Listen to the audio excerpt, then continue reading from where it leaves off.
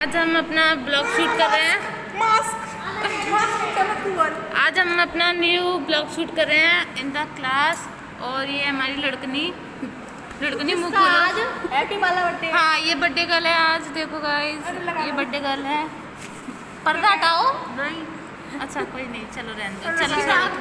चलो छोड़ो। हाँ, ये हमारी बबली है, ये हमारी प्यारी सी। हाँ, बबली। हेलो बबली। अब हम अपनी सिंड्रेला साहब को मिलाना चाहते हैं। सच में देखो,